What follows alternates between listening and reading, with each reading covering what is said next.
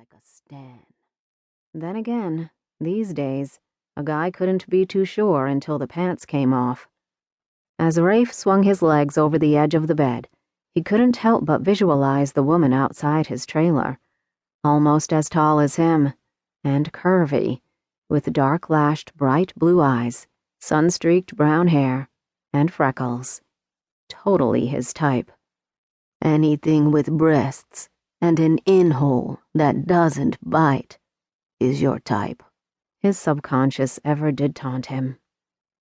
Rafe stood, and as he had too many times to count, whacked his head on the stupidly low ceiling of the trailer he called home. Not entirely the ceiling's fault. By metric standards, he measured just under 2 meters. As he scratched his chest, he noted a somewhat clean t-shirt and track pants lying across the dresser by the bed.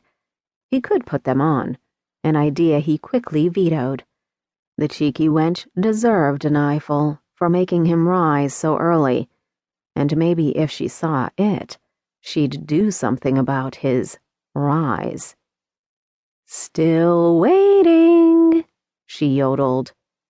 "Get your lazy ass moving.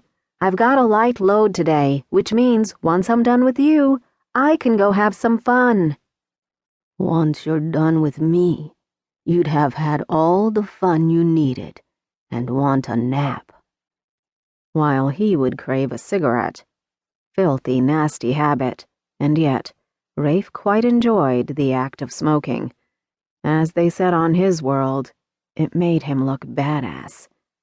Personally, he thought he had a great ass, but as with many expressions, deep analysis should be avoided. As his feisty delivery gal pounded on the door some more, he took a quick peek at his place to ensure nothing appeared out of place. Still the same plastic walls, textured and painted to look like paneling, worn laminate floors, a couch with cushions sporting a pattern of burn holes. Damned hashish burned like a bastard when you dropped an ember. For all its shabbiness, the compact space seemed positively lavish compared to some places he'd crashed over the years. At least here, Rafe didn't have to worry about waking in an alley, naked, with no recollection of the past several days. Not that he minded the naked part. It was the bite marks he wished he could recall. A quick glance down and he was pleased to note he bore no bite marks on his body. But the day had just begun.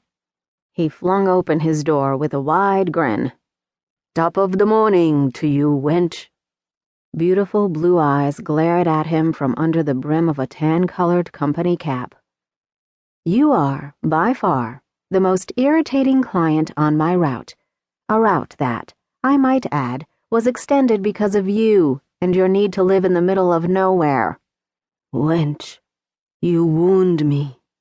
He clutched his heart, arched a brow, and grinned. A surefire panty-wetter.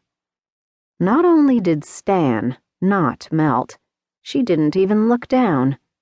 So much for the gypsy reputation of being irresistible lovers. Then again, she was the only female to ever turn him down. Consistently. He should add, it wasn't for a lack of trying.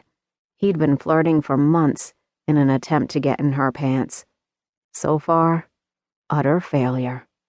But he had a feeling about today. She stabbed a finger in his direction. "I would wound you if it wouldn't get me fired. You are so annoying. I just want to get this done so I can sign off for the day and get out of these stupid clothes." Nothing could have stopped his smile, and he drawled, "Feel free to get naked any time you like, wench. I won't stop you. Hell, I'll give you a hand." "Perv," uttered with a snorting laugh. "Would you stop screwing around and sign for your stuff already?" She thrust the touchpad at him, along with the stylus, but he leaned against the jamb of his door and tucked his arms behind his back.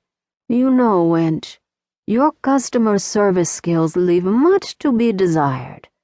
Isn't your company motto something about it being all about the client?